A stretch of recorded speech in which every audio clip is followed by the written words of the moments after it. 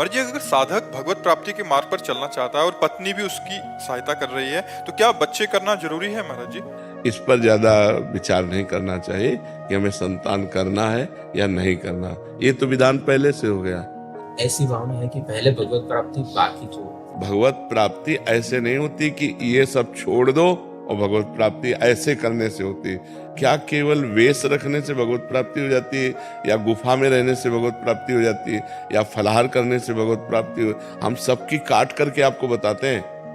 देखो, कितने ऐसे अजगर हैं जो गुफाओं में पड़े रहते हैं, कितने ऐसे जीव हैं जो केवल जलपान करते हैं, कुछ खाते नहीं, केवल जल पीते हैं, जलचर जीव। कितने ऐसे पक्षी हैं जो केवल फल खाते हैं, कितने ऐसे जीव जंतु हैं, क्या उनको भगवत प्राप्ति हो जाती है? क्या भगवान की प्राप्ति केवल भगवान के भजन से होती है।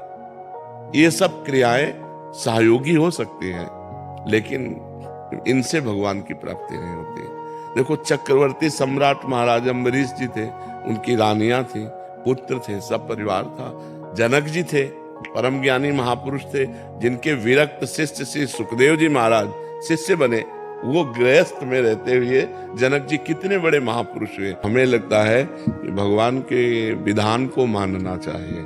अगर होना होगा तो हो जाएगा, नहीं होना होगा तो कितने ऐसे दंपति हैं जो लाखों करोड़ों रुपए लगा चुके और उनके संतान नहीं हो रही। तो संतान भी एक योग होता है, आप उसके कर्ता थोड़ी हैं।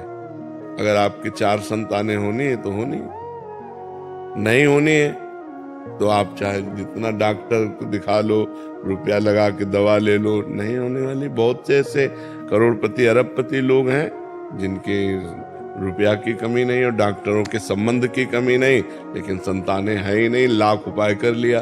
तो हमें निषेध नहीं करना चाहिए।